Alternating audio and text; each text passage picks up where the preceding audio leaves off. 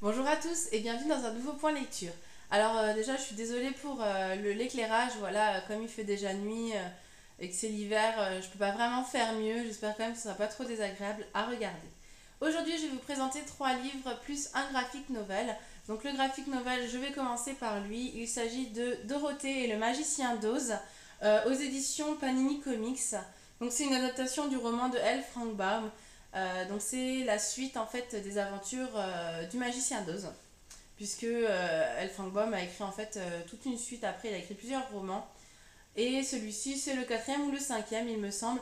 En tout cas j'ai pas lu les graphic novels ou les romans qu'il y a entre le magicien d'Oz et celui-là, mais ça gêne pas vraiment à la lecture, parce que même si on recroise des personnages qu'elle a dû probablement rencontrer avant, ça gêne vraiment pas, c'est une aventure complètement différente. Dans celle-ci, en fait, Dorothée se retrouve à nouveau dans le pays d'Oz avec son cousin lors d'un tremblement de terre et ils atterrissent dans une ville de glace où ils se retrouvent en fait au milieu de personnages qui sont des végétaux et pas du tout faits de viande et qui veulent bien sûr les capturer et les tuer, etc. Et ils doivent s'enfuir avec l'aide du magicien d'Oz qui est ici, qu'ils vont retrouver. Et voilà, comme dans le magicien d'Oz, on va suivre leur périple à travers différents décors, différents peuples, tous très différents les uns des autres. Et c'est vraiment ça que j'aime à la fois dans le magicien d'Oz et dans cette histoire-là. C'est voilà, la succession de personnages barrés et de décors complètement fous, etc.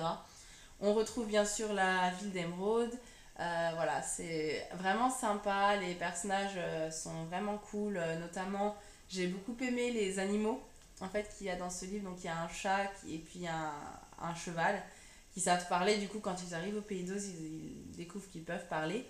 Et voilà, j'ai trouvé ça très très marrant. C'est toujours très mignon. Les dessins sont vraiment jolis. Je vais essayer de trouver un truc un peu sympa sans prendre une plombe à chercher. Euh, bien sûr, ça ne va pas marcher. Mais voilà, ça ressemble un petit peu à ça. Voilà, c'est vraiment très sympa et j'aime beaucoup les dessins qui sont utilisés. Ensuite, j'ai lu La voleuse de livres de Marcus Zusak aux éditions Pocket.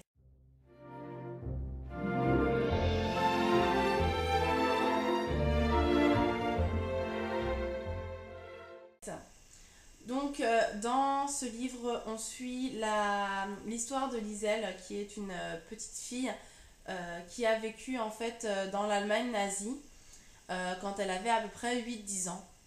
Et donc, on suit quelques années de sa vie pendant la guerre, voilà, d'un point de vue d'enfant. Et j'ai vraiment bien aimé ce livre parce que je trouvais que c'était sympa de voir la guerre, voilà, d'un point de vue d'une petite ville allemande où les gens ont des réactions un peu différentes, même si pour la plupart l'objectif c'est voilà, de manger à leur faim, de rester en vie et de pas trop embêter les gens. Mais j'ai bien aimé voilà, voir ce regard complètement différent. C'est la mort qui raconte ce livre. Donc en fait elle raconte la vie de Liesel. Donc c'est assez intéressant de voir la mort qui parle de mort en fait, parce que ça donne quelque chose d'assez poétique, assez bizarrement, et ça fait bizarre en fait de voir des mots qui racontent des choses horribles en fait, des jolis mots qui racontent des choses horribles. Mais voilà, j'ai trouvé que c'était très original. On a des passages en fait avec des petits commentaires du style je vais essayer de vous trouver un truc un peu bizarre, voilà. Un truc du style, voilà, petit résumé de machin qui sont un peu plus en gras, un peu au milieu d'une page, etc. On a aussi au milieu du livre quelques dessins dans ce genre-là qui font partie de l'histoire, hein, bien sûr, ça s'intègre parfaitement. Donc j'ai beaucoup aimé. Après, euh, j'ai trouvé que les livres n'avaient pas la place à laquelle je m'attendais, c'est-à-dire qu'au vu du titre et du résumé, je pensais vraiment que ça allait être axé sur les livres. En fait, pas tant que ça, c'est-à-dire que effectivement le livre est séparé en fonction des livres que va voler Liesel durant son enfance, mais en dehors de ça, voilà, c'est pas quelque chose qui est prépondérant et de toute façon, on n'y retrouve pas du tout des livres connus. Enfin voilà, on nous en parle à peine, donc voilà, c'est pas vraiment quelque chose à laquelle je m'attendais et je l'ai un petit peu regretté. Ensuite, voilà, on suit quand même le quotidien d'une famille. Donc, à part la fin qui est absolument poignante, je trouvais qu'il y avait quand même une partie du livre qui était assez longue.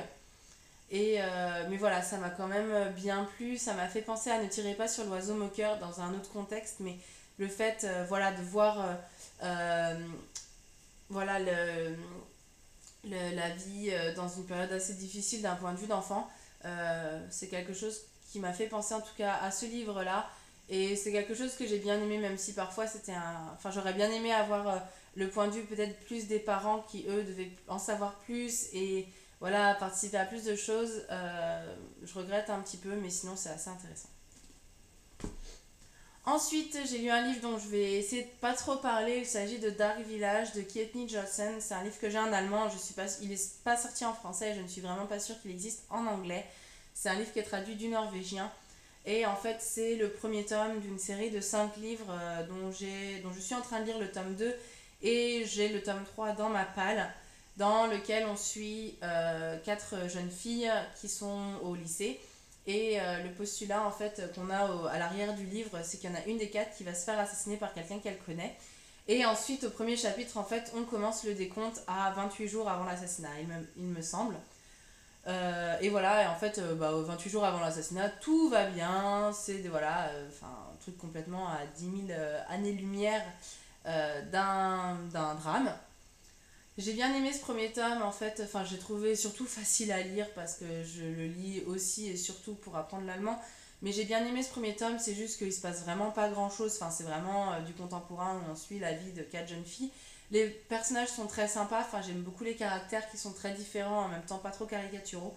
C'est juste que le premier tome finit à 12 jours avant l'assassinat et que c'est le deuxième tome qui commence à être vraiment intéressant et dans lequel voilà, ça commence vraiment à peser, on sent vraiment le truc s'approcher et j'aime beaucoup plus lire le tome 2 que celui-là. Je suis pas sûre que je vous ferai une revue du tome 2 quand je l'aurai fini parce que je pense pas que ça intéresse des masses de gens et je pense pas que je vais pouvoir dire tellement plus de choses. À la limite, si ça intéresse des personnes, je parlerai peut-être de cette série quand les 5 tomes, quand j'aurai lu les 5 tomes, ce que j'espère faire. Mais voilà, je pense pas faire une revue du tome 2. Ensuite et enfin, j'ai lu The Land of Stories, le tome 3, A Grim Warning de Chris Colfer aux éditions, j'en sais rien, aux éditions américaines.